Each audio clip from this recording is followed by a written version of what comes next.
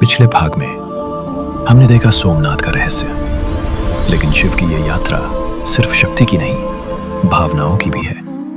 अब हम पहुंचते हैं उस ज्योतिर्लिंग पर जहां भगवान शिव अपने परिवार के साथ विराजमान हैं। मल्लिकार्जुन, आंध्र प्रदेश के श्रीशैलम पर्वतों में स्थित यह स्थान सिर्फ एक मंदिर नहीं, बल्कि एक पिता के प्रेम की कहानी है। दंत कथाओं के अनुसार भगवान शिव के 2 पुत्र थे, कार्तिकेय और गणेश। जब विवाह की बात आई तो एक प्रतियोगिता रखी गई। जो पूरी पृथ्वी का चक्कर पहले लगाएगा वही विवाह करेगा। कार्तिकेय तुरंत निकल पड़े, लेकिन गणेश ने अपने माता पिता की परिक्रमा की और कहा, आप ही मेरी दुनिया है। और इसी कारण उनका विवाह पहले हो गया। जब कार्तिकेय लौटे तो ये स्वीकार नहीं कर पाए और क्रोधित होकर श्रीशैलम पर्वत पर आकर रहने लगे। एकांत, दूरी और दर्द। तब अपने पुत्र के दुख को देखकर भगवान शिव और माता पार्वती स्वयं उसके पास आ गए और यहीं हमेशा के लिए विराजमान हो गए। यही स्थान मल्लिकार्जुन ज्योतिर्लिंग बना।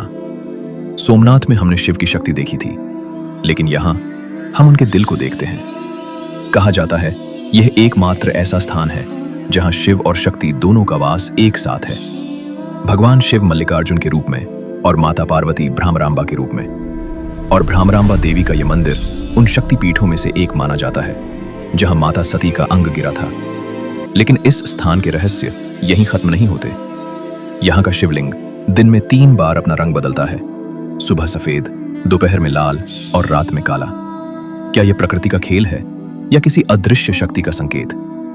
और भ्रामरांबा मंदिर में एक छोटा सा छेद है जहां से आज भी मधुमक्खियों जैसी आवाज सुनाई देती है। कहा जाता है यह स्वयं देवी का स्वरूप है। शायद इसी कारण उन्हें मां भ्रामरांबा कहा जाता है। इतना ही नहीं, यहाँ एक सहस्त्रलिंग भी है जिसमें 1000 छोटे छोटे शिवलिंग बने हैं। मान्यता है कि इसे स्वयं भगवान राम ने स्थापित किया था। इतिहास भी इस मंदिर की महानता को दर्शाता है। 2री शताब्दी के शिलालेख बताते हैं कि यह स्थान हजारों वर्षों से पूजित है और विजयनगर साम्राज्य ने इसे और भव्य रूप दिया। लेकिन सबसे अद्भुत मान्यता यह है कि जो भी यहाँ आता है या यहाँ जन्म लेता है उसे मोक्ष की प्राप्ति होती है। क्या यह सिर्फ विश्वास है या फिर एक ऐसी सच्चाई जिसे हम अभी समझ नहीं पाए हैं? अगले भाग में हम पहुंचेंगे उस स्थान पर जहां समय भी हार मान जाता है, महाकाल।